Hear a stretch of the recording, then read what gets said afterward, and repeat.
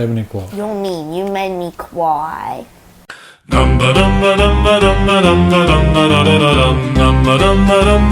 That's Dungeon Dudes.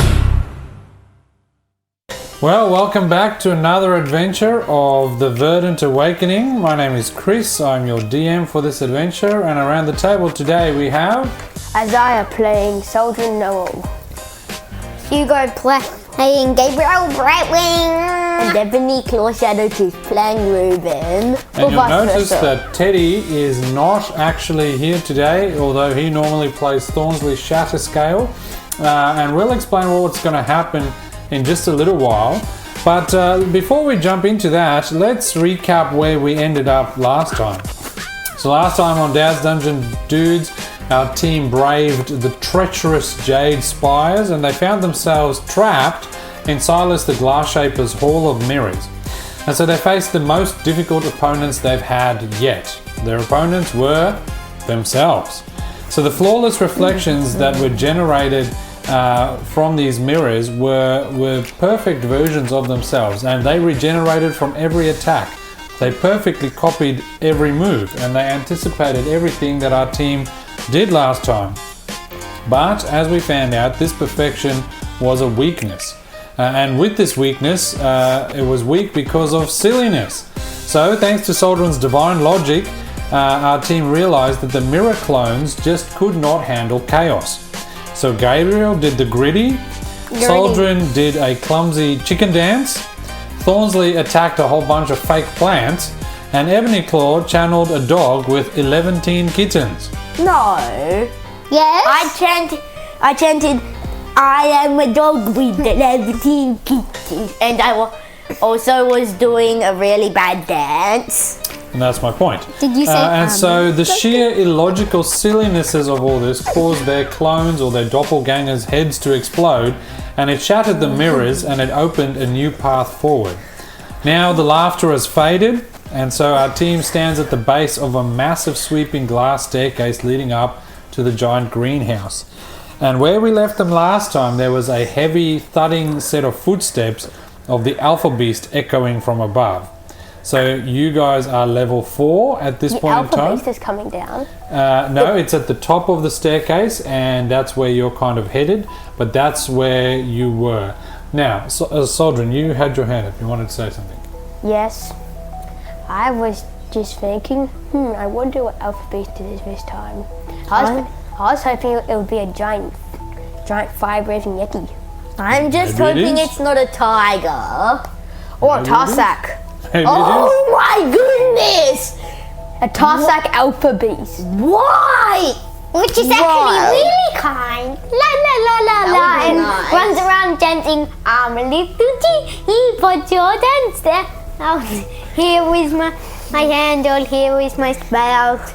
Alright, so as you get ready to tackle this Alpha Beast, which you can hear is up the stairs, your party takes a long rest. So you can long rest here. You find a little camp at the base of the stairs, and you spend a couple of hours resting there, catching your breath, and all of those. Take a short rest. No, you have a proper long rest at this stage, getting ready to prepare for the battle with the Alpha Beast and maybe Silas himself.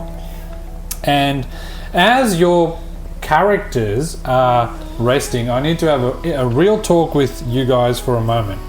So obviously today Teddy is not joining us. He is at an excursion with school, and so Thornsley as a result is not going to be fighting this battle with us. So let's just say Thornsley got hurt in the previous battle, and well, what's going to happen, remember that Gabriel and Ebonyclaw and Saldrin, even though you guys who play these characters know that Teddy is not here, Ebonyclaw and Gabriel and Saldrin, they don't know about the school excursion or the school camp, and so I need you to use your character brains for this adventure. So something intense is about to happen to Thornsley.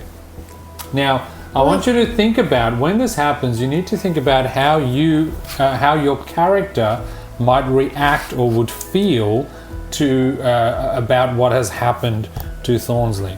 And so what we're looking for today is I want to see some really awesome role playing from you as your characters. Does that make sense? No.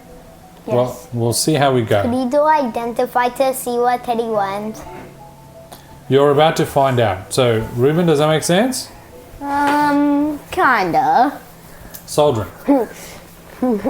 Maybe as using her character brain, a little tiny Tarsak just walked up to us and say that is very illogical, and then it just grows to a massive Tarsak size, and then like that is also very illogical. Also, Otto. Uh-oh. Yeah. All right. And so you finish your long rest, and so your characters are feeling good. Thornsley is included in this, and everyone is ready to go.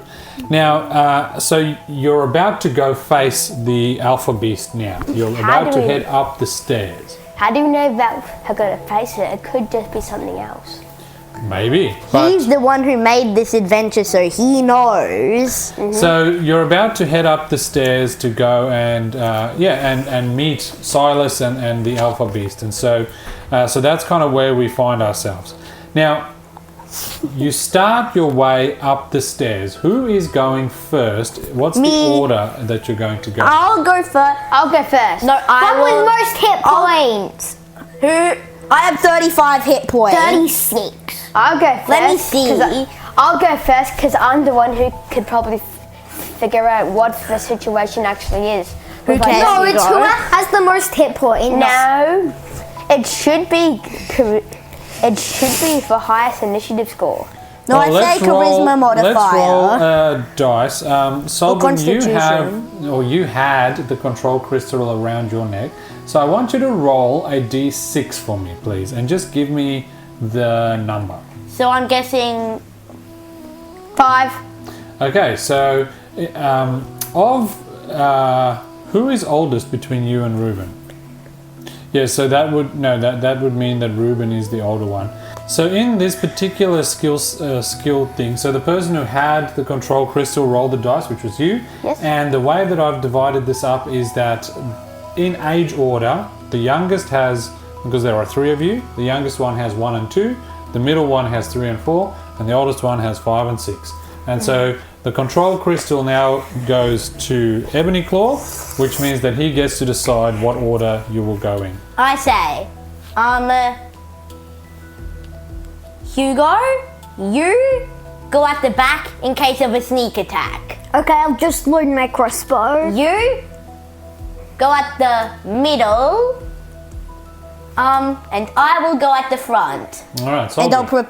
Suggestion, I think the front should be the one with the highest movement speed in case of a getaway. I have 30 feet. I've got 40 feet. You Of walking. So what do you want to do, I've got Ebonyclaw, as the 30. I'm champion gonna today? actually let him go first and prepare. I'm gonna let, maybe he can prepare a spell but not actually cast it just yet. Like a damage spell. Well, all right. So we'll go can Saldrin first, and then Ebonyclaw, and then the ranger with the long-range weapon at the back. That makes sense to me. All right. Yeah. So, Saldrin.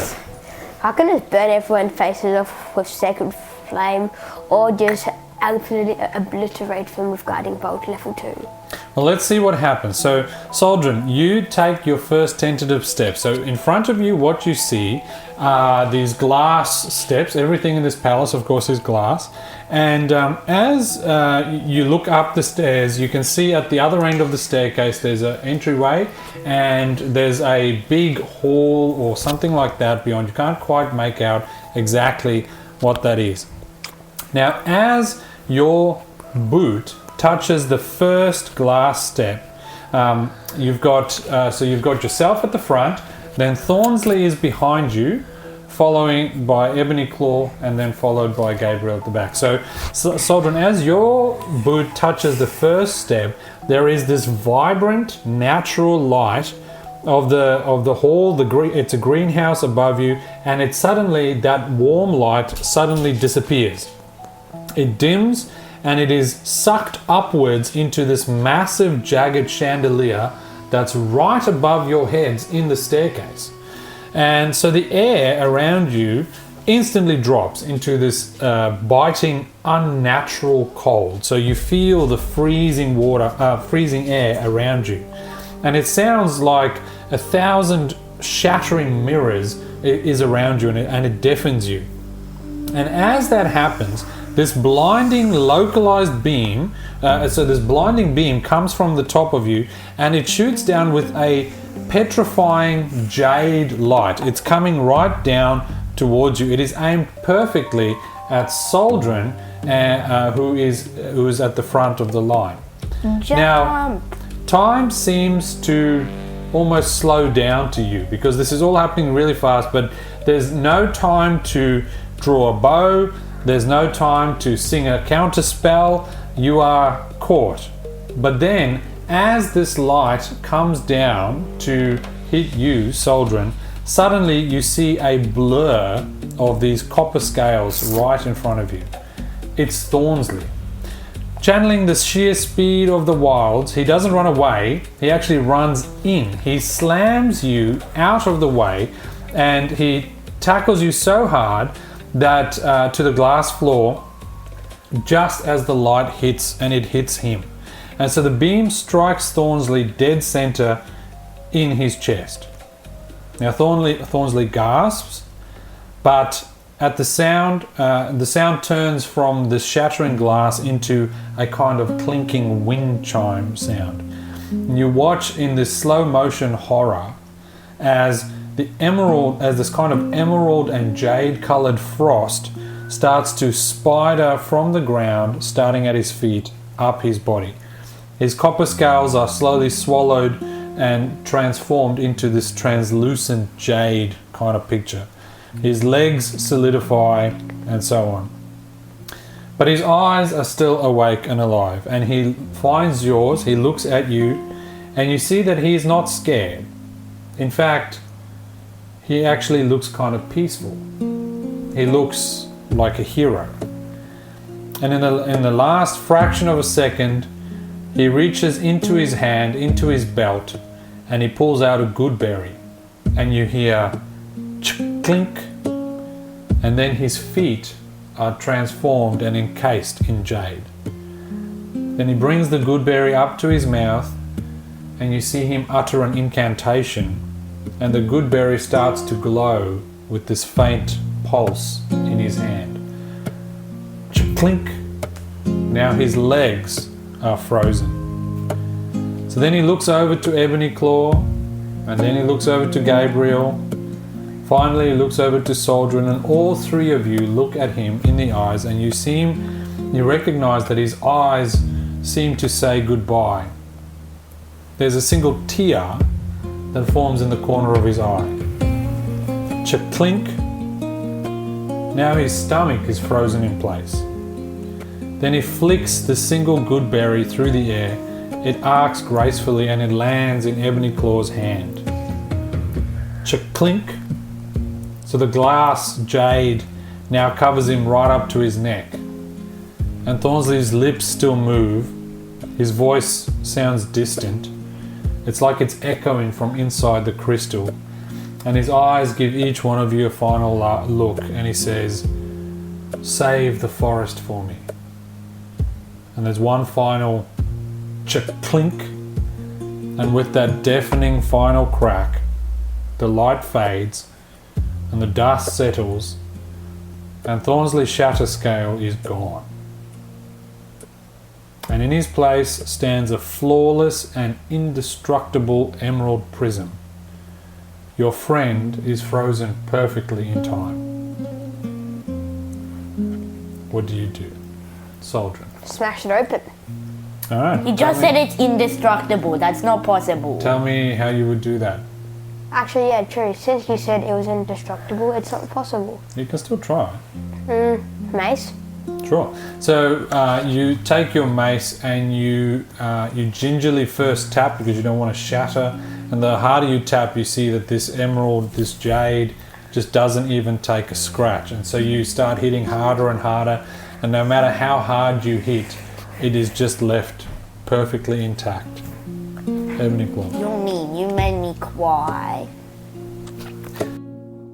And so harvesting those tears, those pain, the crying that you make, you, as the bard, compose this song and you sing it to your friends.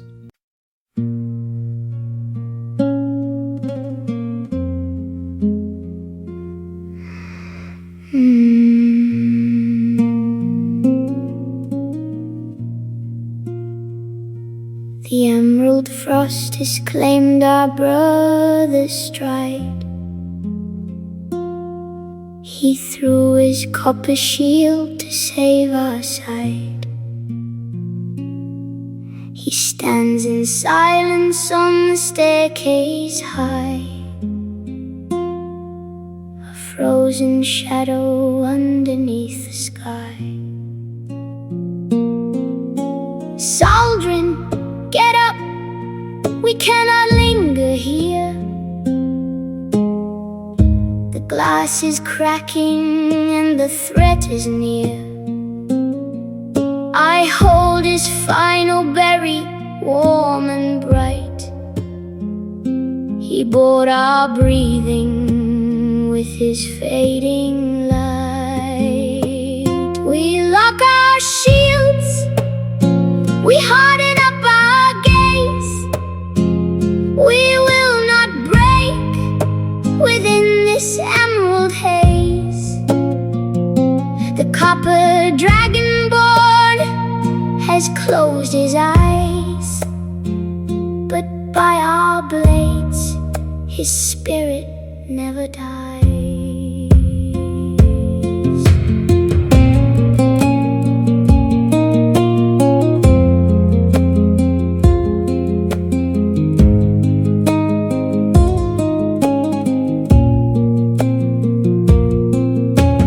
Gabriel, aim, let no more tears be shed.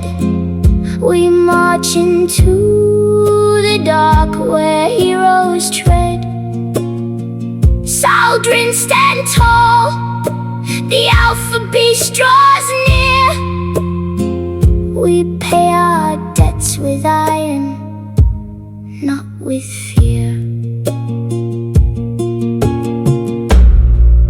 No time to weep,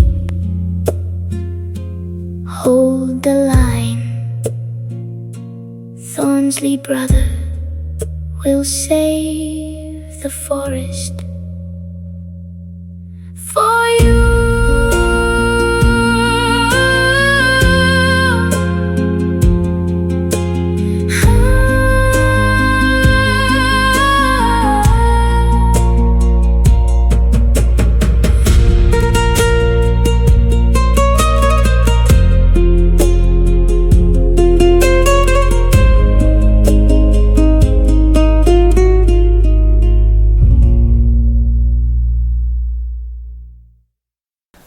You go. Gabriel. DM, I want to go away from this so I forget about it. Okay. Saldrin. Would this technically be all his hit points gone?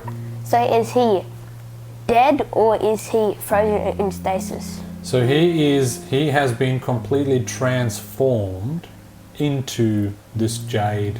What if he's unlocking his epic boon? You only get that at level 19. Yeah, he's like, does completely he have his stuck. hit points or is he no hit points? For all intents and purposes, Thornsley is gone from this game. So as you wrestle with this and you want to forget, and maybe you shed your own tear, Silas the Glass Shaper's arrogant voice echoes down towards you.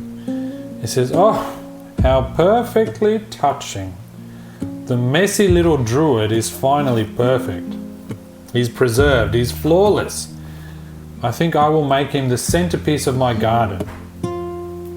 But you don't have one, it's made out of glass is what I say to him, then shoot him with my crossbow. So you can't see him, you just hear him. He's been observing you magically. So he laughs at you and says, "Well, my garden is perfect. It doesn't have to be alive to be perfect." Yes, it does. Now, This is what happens. So as you look down, Ebonyclaw, in your hand you have this Godberry. Gooseberry. Now it's a Godberry, and it's pulsing with this slight green light.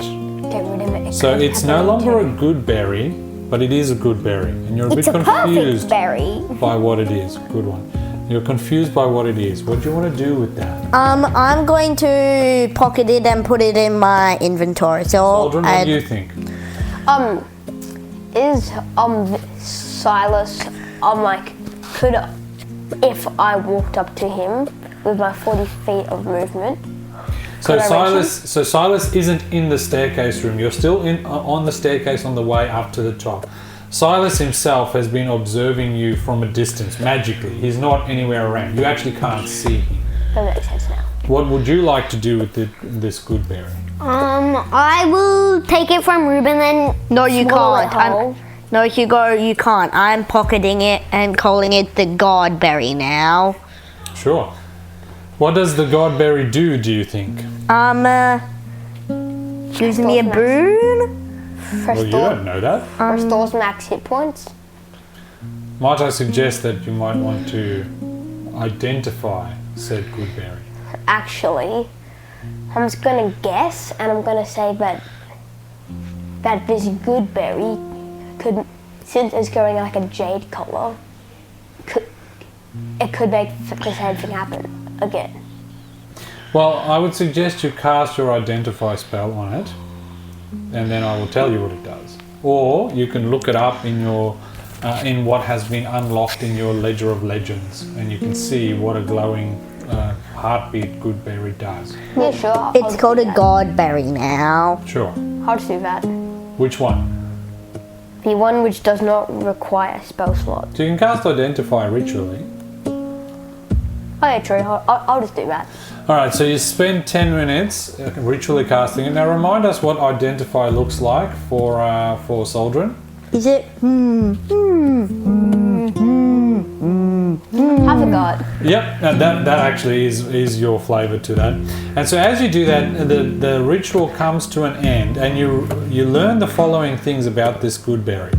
So the glowing Godberry, now called the Godberry, is pulsing with a warm green light. It's got a tiny little heartbeat.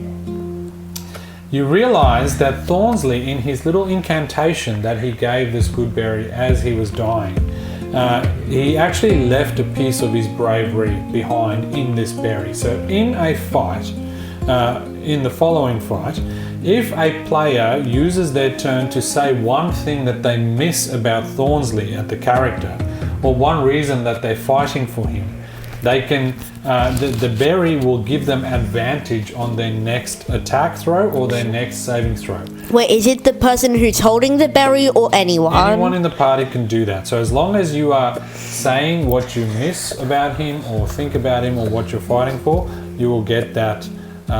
You'll get that thing. So Gabriel, Thornsley just pushed Saldrin out of the way to save him. How are you gripping your crossbow right now? What is Gabriel Brightwing feeling right now? This is what I'm doing. So, it's my hands are slowly slipping out of the crossbow. Then it drops to the ground with a thud. And then it shoots you in the why is leg. that? Because I'm just looking back in my mind of what happened in case I saw anything suspicious. Okay, yeah, great. And also I'm going to eat the Godberry after I do that. No, Oh, you can't. It's in Ebonyclaw's pocket. Oh, steal it from him. No, you can't. Saldrin. It's in my backpack. Saldrin, logic doesn't explain why someone would sacrifice themselves like that. So how does Thornsley illogical bravery make Saldrin feel, do you think? Not feel, but act. Okay. I'm like, nobody messes with us. Nobody. So do you think Saldrin is feeling sad or angry or somewhere in Angry. between? Angry at whoever did this. Okay. Ebonyclaw, probably. you're holding the Godberry. And I am the leader, so I will march on. So what do you say to your team to prepare for the monster at the top of the stairs? cheese biscuits. Eat some cheese biscuits. Eat some cheese biscuits, that'll help. All right, so you're trying to cheer them up with your classic bard humor, trying to lead them into this battle that is It's to come. sad bard humor. Look, them sad. All right, so you start nuggets. you start then going up the stairs. You get to the glass house doors at the top of the stairs, and you burst through them. You kick them open. In fact, they burst open, and inside you see this massive indoor forest. It is beautiful, actually, but it's entirely made of this sharp, jagged glass. Now, standing in the center of this forest is a giant, majestic stag. Do you know what a stag is? Yes, Yeah. it's a type of deer. Yes, it's like a deer, but it's got massive glass antlers. But you notice that it is suffering because its fur has been covered and transformed into these glass jade spikes. At the center of its chest, embedded deep, is a glowing sapphire heart. It's a beating sapphire heart inside the front, or at the front of the stag. The stag, you notice, cries out in pain, and its eyes are wild with this kind of magical madness. In fact, as you look at the stag, you see that its eyes are the same color as the sapphire heart inside it, and it charges at you. Now, before it does that, Saldrin, do you want to ask something?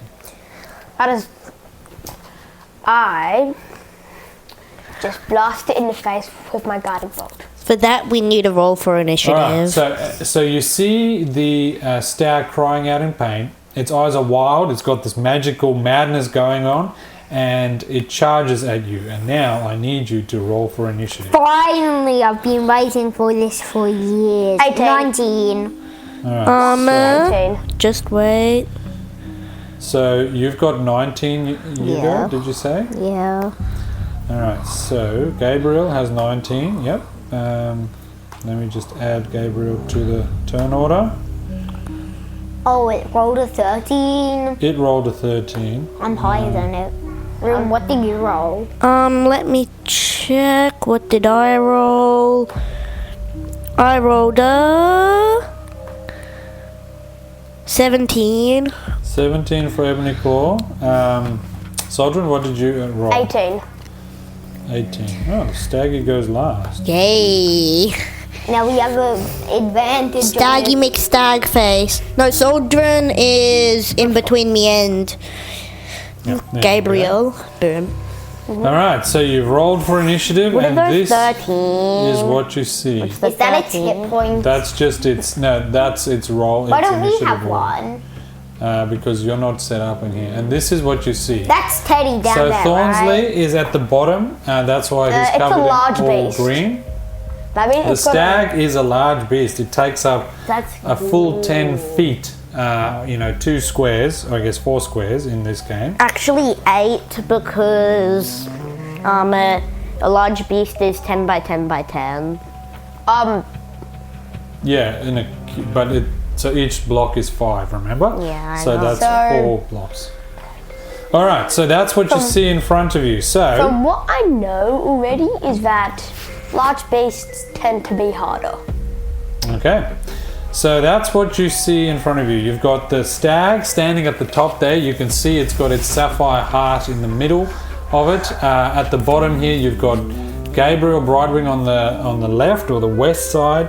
In the center of your party is Ebonyclaw, and at the right hand side, that is the east side, you've got Saldrin. And I'd for back as Teddy. All right, so Gabriel, you are first. What do you do? I will try and walk over to it. Okay. Yep. If you do that, you'll get crushed. So let me pull that up. I doubt that would be. So you can get not get- quite as far. You can kind of get around here. You would still be about 10 feet away. Okay, Crossbow so force. then Shoot it in the I heart want with your crossbow. to. No. Would I am going to say that I really miss about Teddy. That he always tried to be caring for the monsters, and I was trying to cure wounds. Okay, so you want to cure wounds on this alpha Yeah, but I beast. can't All right, so do you And he want gets- to do anything else with your action then? And he gets advantage on You would get finishing. advantage because you've done the good berry, Let's. Godberry. The Godberry. It's That's called. my Do you own. want to attack it? Do you want to No. look after it? You just leave it. Yeah. Okay. All right. So now we're up to Saldrin. Saldrin. I shall use my Ledger of Legends and see what this thing actually is and its weakness. So you want to take a study action. Yep. All right. So your study action. So let's just remind ourselves what the Ledger of Legends study action does. Tells me all its weaknesses and it's But it doesn't have any weaknesses because it's perfect. like Except all maybe. its like traits and abilities and stuff like that. So the study action. So no, your Ledger of Legend gives you calculated strike. So once per day, you can, if someone misses an attack roll, you can get them to re-roll it. You as a person, however, do you have the study action? I can't remember. No, Yeah, he has the study action. I mean, yeah, study. Okay, so when you study him, you notice a few different things. It doesn't tell you everything about it. What you notice, though, that it is, it's going to be immune to poison damage, psychic damage, and in fact, all damage is what you get. So What roll an about- investigation check for me. I You've should have done gotta that be first. kidding me.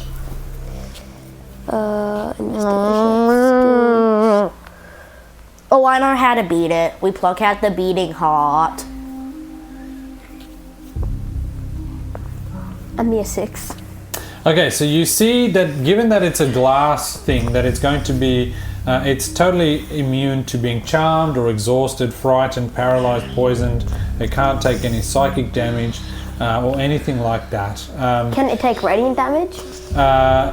You don't, with your 6, you don't know. So that was your study action. What else do you want to do? Bonus action, or do you want to move? I want to say I was just trying to learn about this animal like Teddy.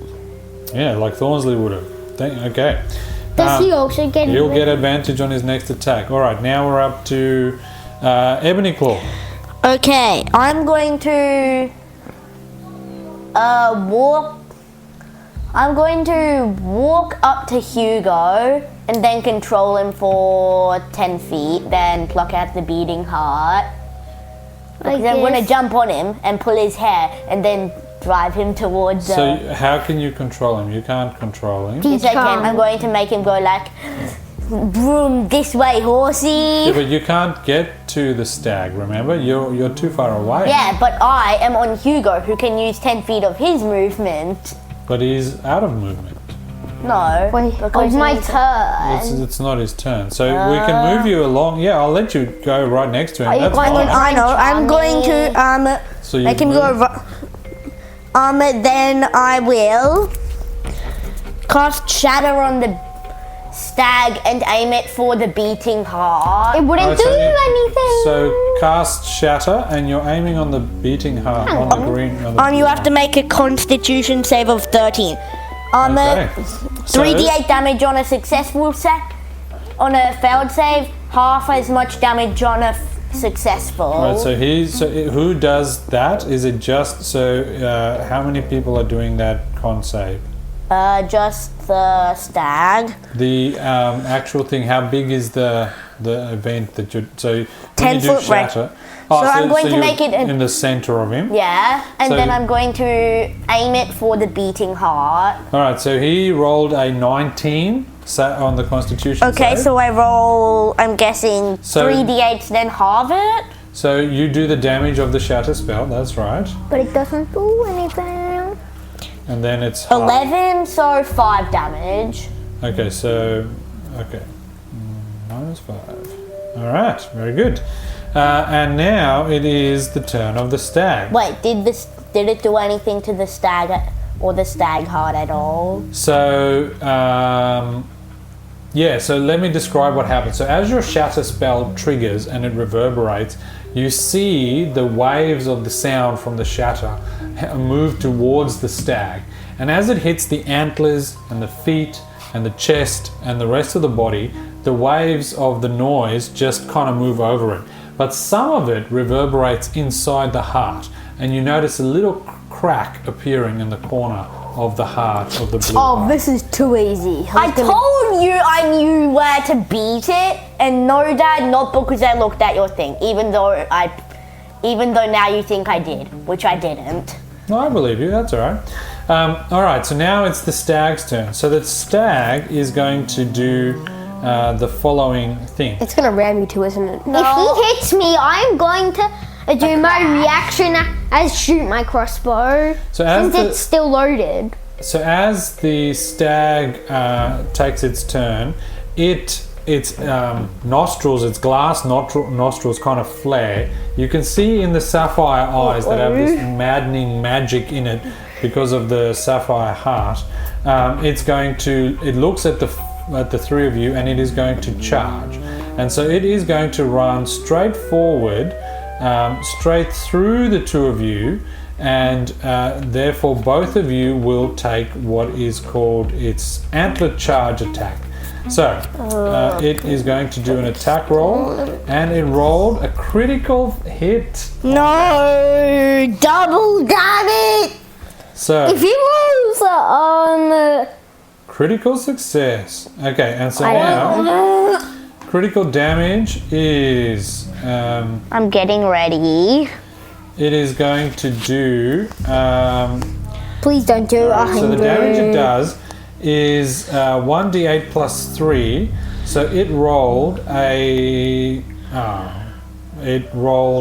2d8 plus 3, which is only 12. So Yeah. both of you take 12 damage. I was anticipating more like 15. Hey, at least Well, I that's have still some. quite a lot. Yeah. now I shoot my crossbow as my reaction. Hang on. At the same time, the stag, because you prepared your crossbow, you can do that.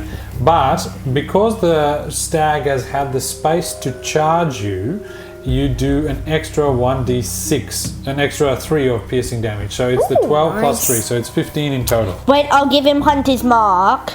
But I have Hunter's Mark, don't No, I? I'll just give it to you. Okay. So you want in your reaction, so roll an attack roll. So one extra d6. What are you of- aiming at? You get one extra d6. It's hot. You get one extra d6 of 20. force. Well, Not that that. hits. Yep, that hits. Okay. And do some damage. One extra d6, you say? Of force. Okay, I'll roll it here. So 7 plus 11 damage at its heart. So how did he get 7?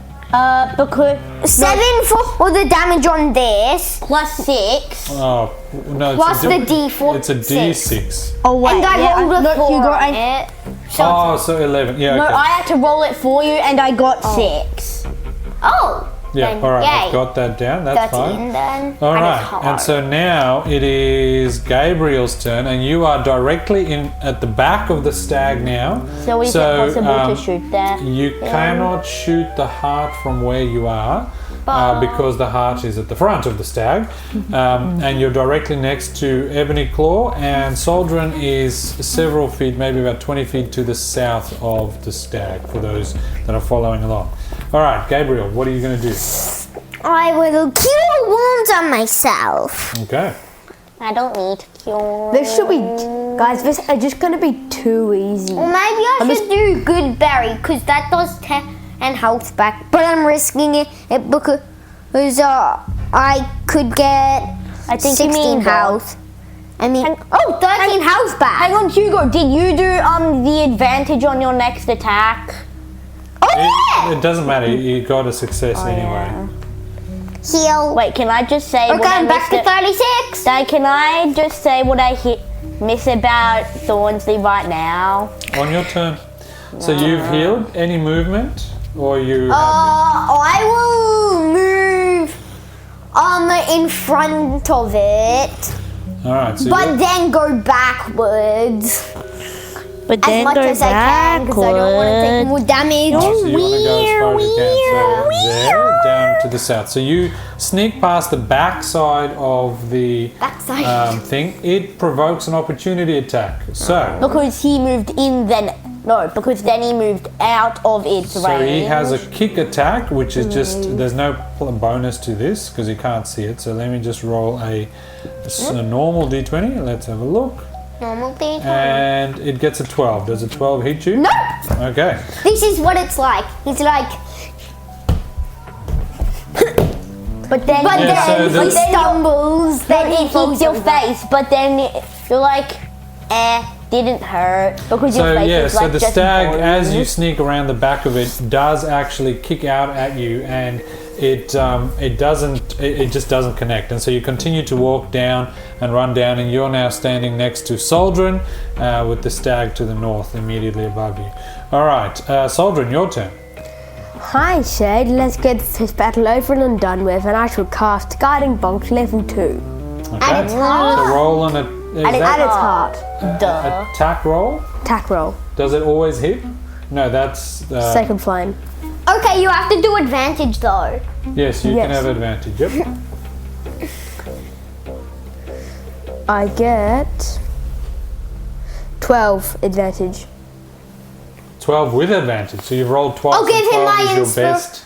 Yep. Wait, if it doesn't hit, All I'll right, give so him what my happens is inspiration. your guiding bolts, so at second level, let's say you get 5 of these bolts coming out from your magic symbol. Do I do an attack? So what happens is with a 12 attack roll, they all come out at you, and it hits the stag, and you're aiming for that heart, but it hits above to the side and the other side. One goes astray, hits one of the antlers, and one smacks it straight in the face, but none of them actually hit the heart because a 12 is too low. Would you It like to doesn't do hit. your calculated Yes, I will. Okay, if you All miss right, with so that, re-roll, I'll but do now you don't get advantage. If he misses, you're Can I going to give give him an inspiration. Ouch. Hang on, wait, I'll give you bardic inspiration. I'm giving you bardic inspiration. Which Okay. means you add how many? Let me just It's a roll D4? 1d6. Okay, so you've got 7. 5. So 7 plus 5 is 12 again. Still misses. No, 17 actually. Oh, you got 17. Yeah. Plus 5. Plus 5. Let me double check what the old staggy has. Wait, no, it doesn't mean. No, you can save it. All right, so that is using it. that is a hit. So remember, then get the roll heart. the damage, please. Even staggy. It's hard. Ooh, 25 damage.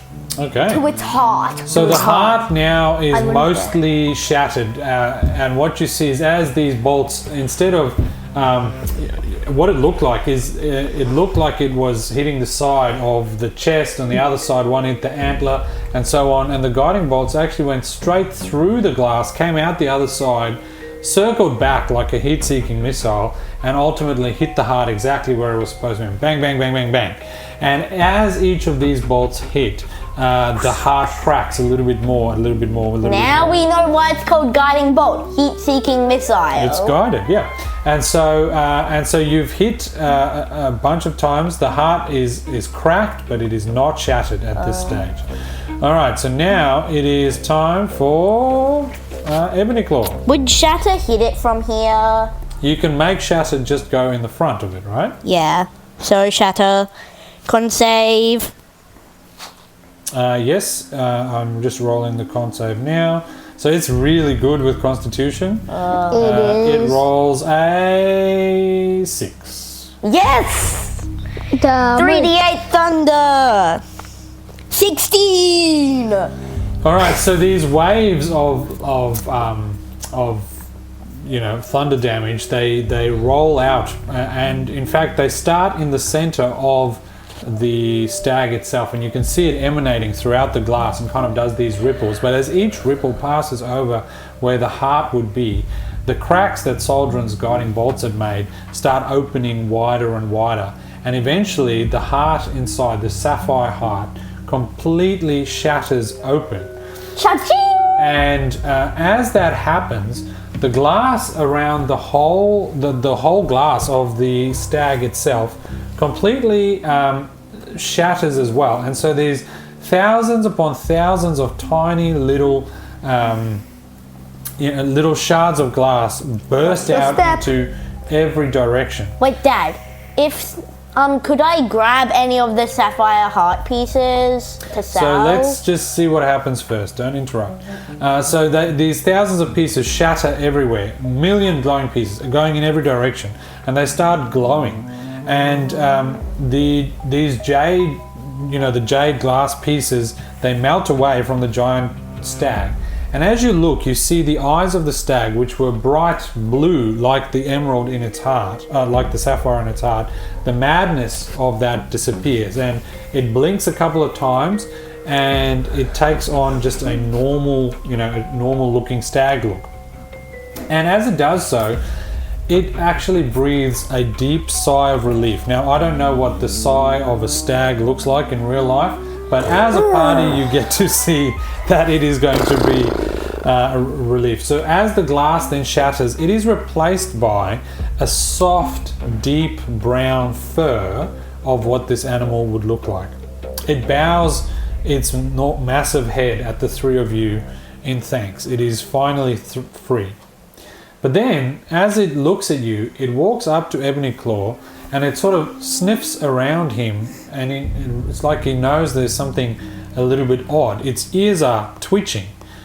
It can smell the magic of the Godberry, Godberry, in fact, in Ebonyclaw's pocket. How many times do I have to say it's a Godberry? And so it's smelling the magic of the wild. And so that's where it's at. Now, Saldrin, you had a question. Is this the alpha beast? This is the alpha beast, which you very swiftly defeated, and I didn't make strong enough, but okay.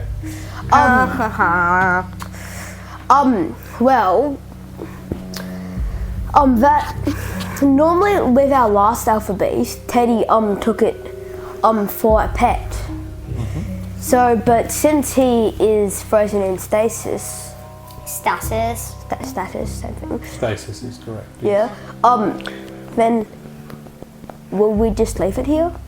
Good question. So you've got a question about what the alpha beast is going to do. There's all these shards of glass everywhere on the floor. You have defeated the alpha beast. It stands there in the middle of this, garden, I guess, this forest, and this greenhouse. And what do you want to do now that you've defeated the alpha beast? It's there with you. It's obviously friendly to you now. It's still nuzzling at the smell of the Godberry. Gabriel, what do you want to do? I want to ask it. Do you want to be friends? So it looks at you quizzically. It sort of tilts its head one way and then the other way, and it just says, it doesn't speak, Gabriel. And then it goes back to Ebonyclaw and it nuzzles into his I'm going to head, give it into the Godberry. Godberry. I'm going to grab it and feed it to him. All right, so you pull out the Godberry and you can see it glowing in your hand. I sneak behind him and try to steal it. No. And so the stag comes, it sort of sniffs, and you don't know how you know this, but it emanates this sense of a smile from it. It's obviously pleased with this Godberry. So it opens its mouth and roll a d20 for me, please, Ebonyclaw. Please. Can I assist him? No, I just want to see what 18. happens. And now roll an animal handling check for me, please. Okay, animal handling. I have +2. Do you want some advantage? All right, so as you hold out the Godberry to him, you don't realize that with animals like this, horses, deer, big things with teeth like theirs, you don't hold it tight. You have to have a flat hand. And so you kind of just try and give it to him to feed him. And in fact, the alpha beast does go and bite into it, but he nibbles a corner of your finger, and so you take 1 damage as a result. Dad! Nevertheless, you watch as it nibbles this Godberry, and the warmth from it seems to really resonate with this alpha beast. So, of its own accord, it looks all three of you in the eye, and then winks at you, which is a very odd thing for a creature to do. It's gonna revive Teddy, isn't it? And so it turns its head and it walks out the door and starts walking down the staircase. And you follow it. And then it stops right in front of the glowing emerald prism where Thornsley is currently now trapped. You want to eat him, don't you? Then the stag lowers its head and it gently nuzzles its velvet nose right up to the indestructible glass. And as it breathes out of its nostrils, where the stag touches the glass, there is this ripple of this pure, warm light that starts spreading slowly at first. And you, as it does so, you see that the cold jade melts into this harmless morning dew. Ice from the inside starts to break away and thaw, and all of a sudden, instead of a green Thornsley, you start to see the green scales taking back their kind of copper shape. His legs, his boots start taking the color that they used to be before. The quarterstaff that he was carrying, instead of being this jade long stick, turns into once again a wooden shillelagh-esque quarterstaff. Shillelagh? Yeah, and after a little while, Thornsley gasps and he stumbles forward and he falls on the ground and he catches his breath and the prism disappears completely. And then he looks up at all of you and he looks at the stag and he is safe. And that is where we will end our session for today. Dun dun dun! And so, boys, thank you so much for playing with us for our adventure today. If you've been joining us online, it's been good to have you along. We continue to encourage you to share this with your friends and fellow wacky adventurers that can join us in our adventure as we continue through the Verdant Awakening. Next week we shall see whether the party decides to actually have a look around the glass crystals, the jade crystals that have been shattering, that have shattered on the floor. What will Thornsley do now that he has awoken from his deep jaded sleep?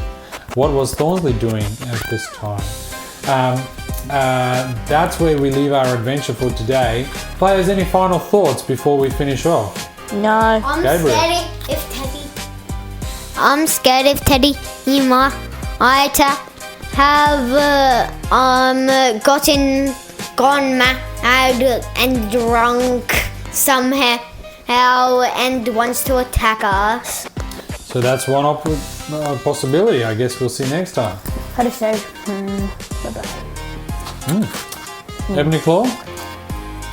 Goodbye and join us next time. And Alfie, who is our And so, dog. thank you players for playing around with us today.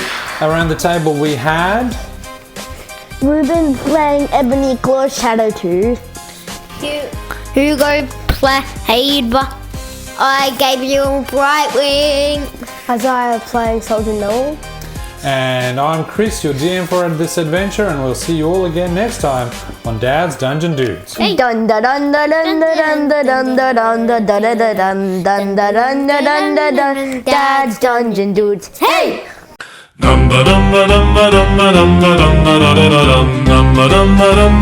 Dad's Dungeon Dudes.